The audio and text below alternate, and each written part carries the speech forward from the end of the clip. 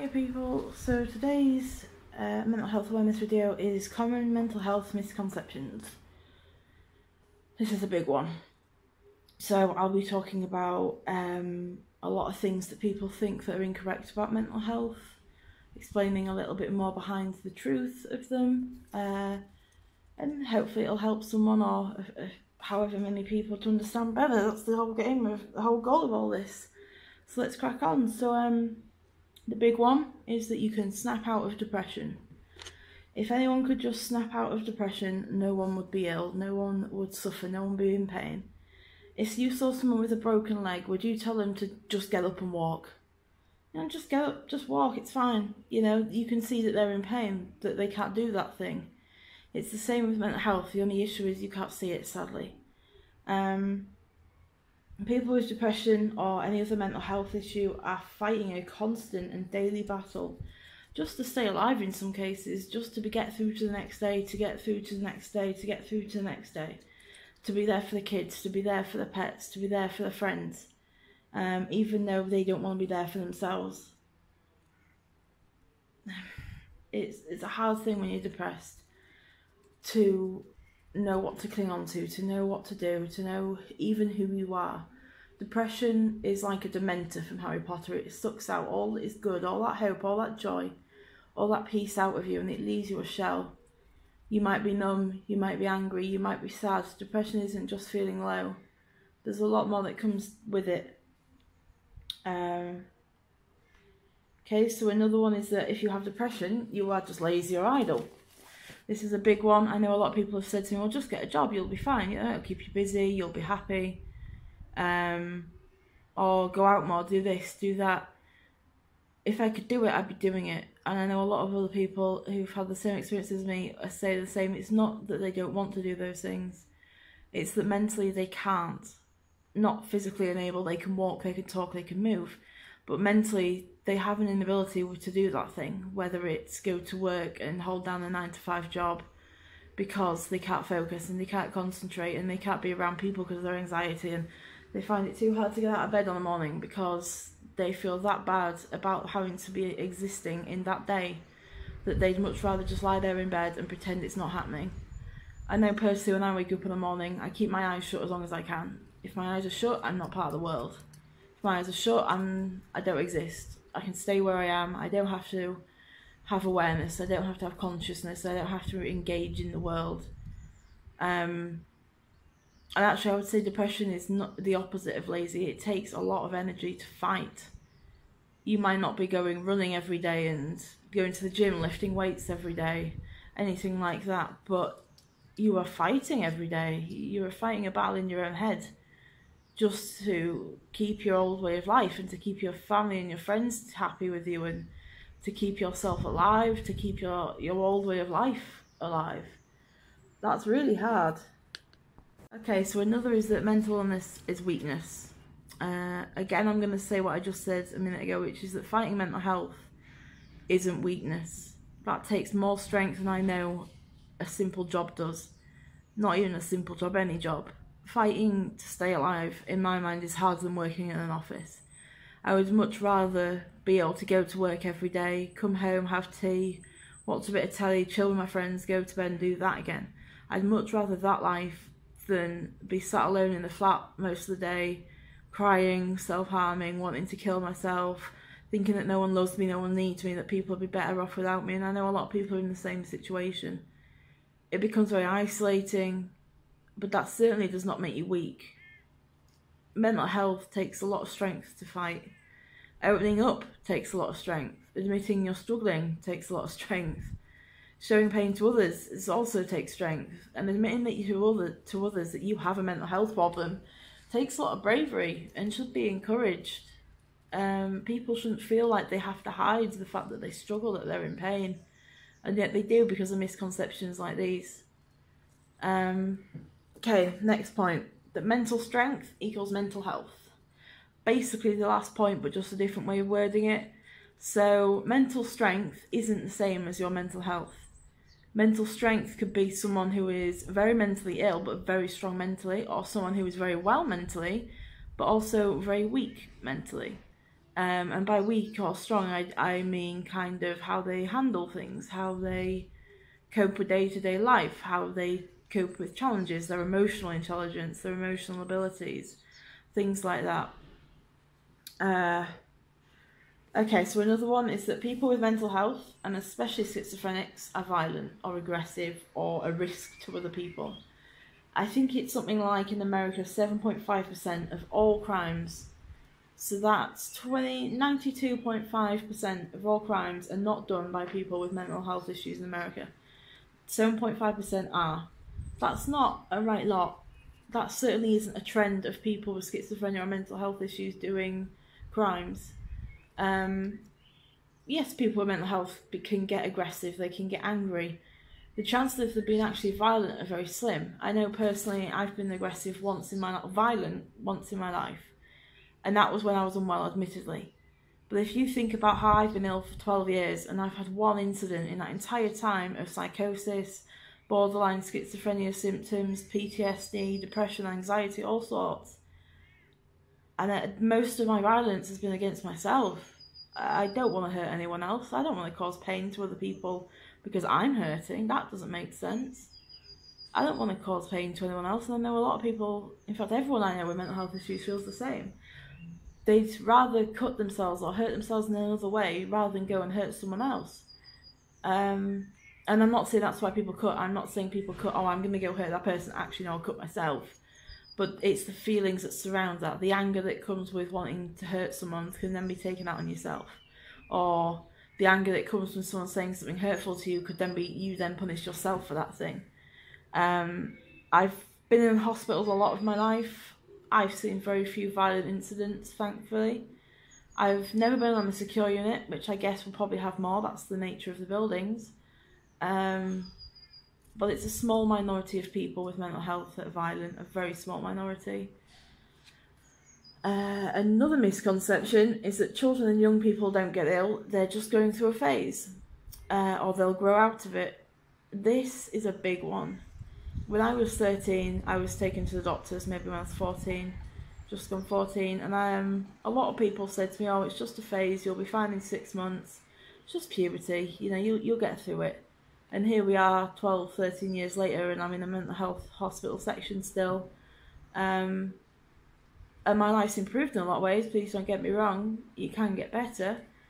But what I'm trying to say is that just because a child or a young person gets ill, it's not going to go away just because they get older. If it's a true mental health illness, it won't just disappear magically because they've aged. Sadly, it would be great if that happened.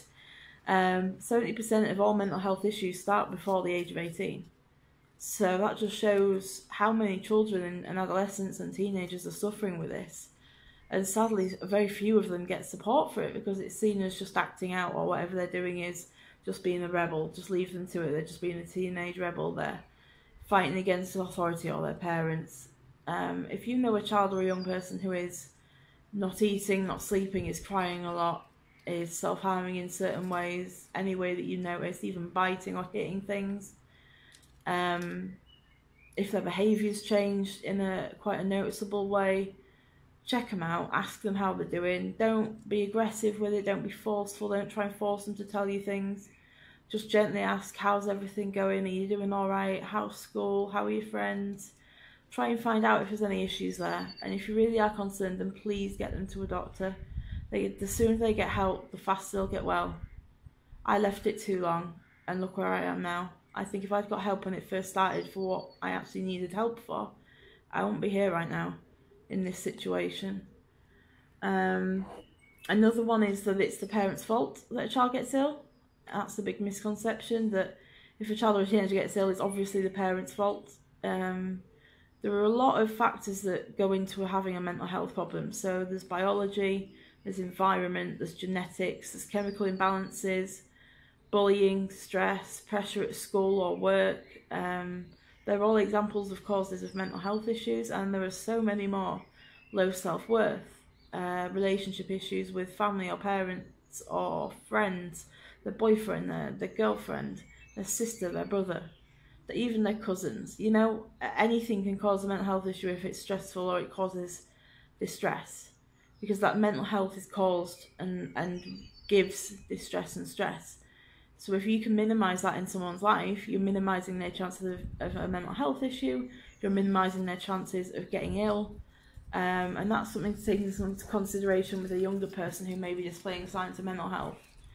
Another misconception is that physical health is worse than mental health. People just make out that it's bad. Again, I'm going to say this, just because you can't see someone's in pain and suffering doesn't mean it isn't there. Say you don't see a pot on a broken limb, and you can't see that the bone is broken, but it is. Would you then say to that person, well, it's not real, your bone isn't broken, you're fine, just use it? Of course not. If there's an issue, there's an issue. If there's pain, there's pain. Just because you can't see something doesn't mean it isn't there. We can't see the wind, but we feel it. You can't see depression, but you feel it. I know in terms of with like hearing voices and things as well, things that I've struggled with, they're real to you. It doesn't matter whether anyone else can see them. If they're real to you, then that's affecting you. Someone can say all they like, oh, it's not real, but if you're feeling that, of course it's real to you. If you're seeing those things, you're hearing those things. I would highly say to people, never say, well, it's not real, because to that person it is.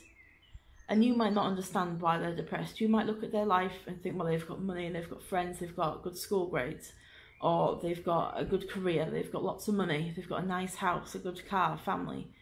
But mental health affects anyone and everyone, no matter what your material possessions are, no matter what your material worth is, who you're married to, how good your kids are, how old you are, your age, your sex, your race. It affects anyone and everyone. It doesn't discriminate. Anyone can be affected. I know lawyers, doctors, nurses, teachers, people that you would like to think are well in that capacity of their job that just aren't, that they struggle a lot with things. And because someone has a mental health issue, it doesn't make them weak, it doesn't make them a bad person or incapable of their job.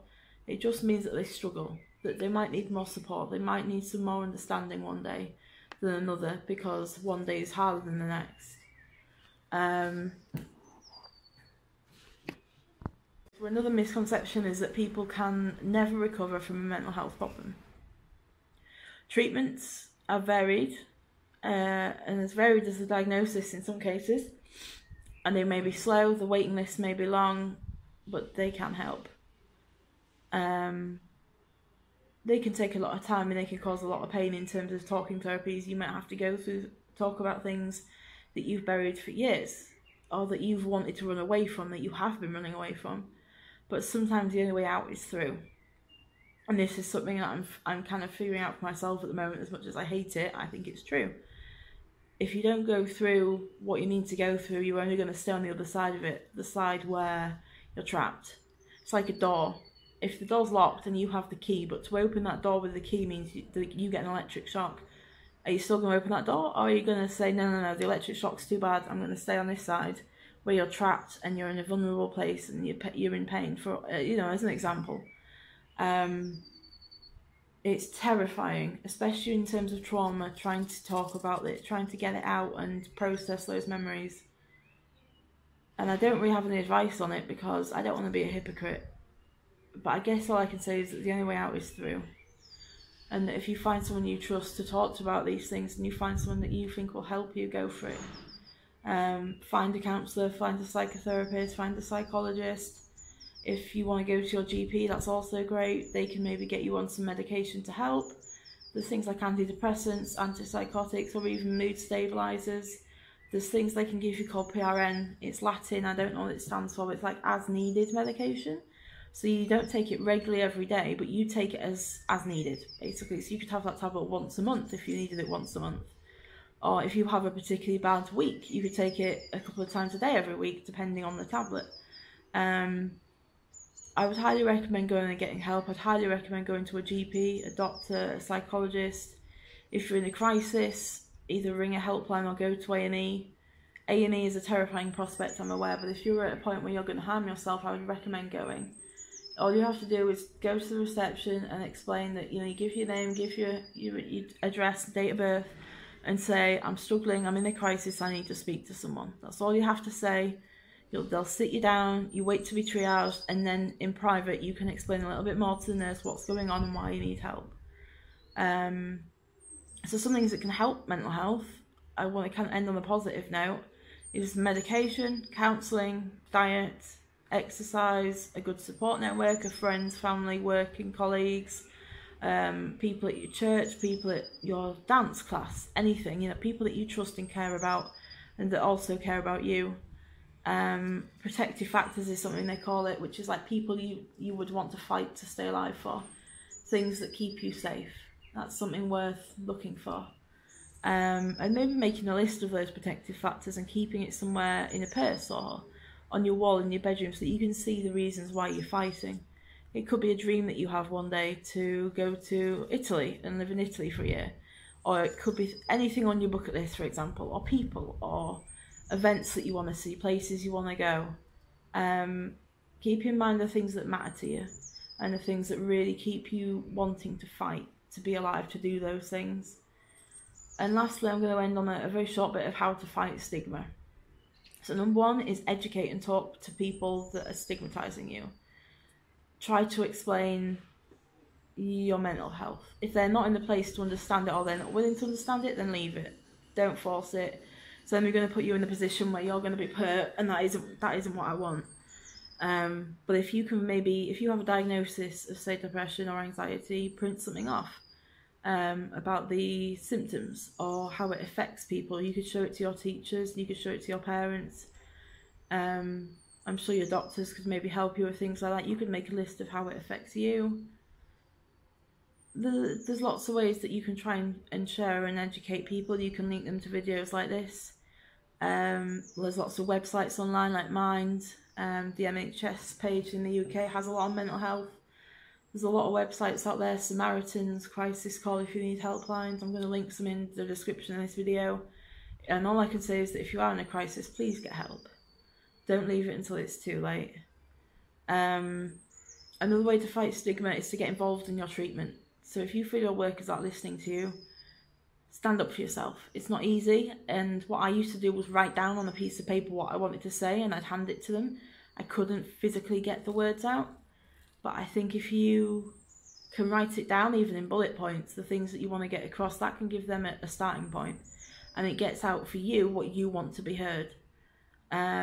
You can also get advocates. There's advocates for free, I think, in most cities and towns in England. I'm not entirely sure about the US, I'm sorry. But they can come to meetings with you, they can stand up on your behalf and say things for you. If something's not going well, they can say that for you. If there's been an issue or you want to make a complaint, they can help you with that. And lastly, I would just say, share your story. Because you don't know, like, your testimony could be the key to someone else's happiness, to their freedom. And I just want to say, you know, you guys, you're all loved. No matter if you think you are or not, there's people out there that care about you. I care about you even though I don't know you. Anyone who watches this video, you know, if you're struggling, I feel for you. If you need support, you need help, you know, I'm going to leave some links in the description. Give me a message, leave some comments if you want to talk. And a like and a subscribe would be amazing if you found this helpful in any way. Thanks guys, take care, bye.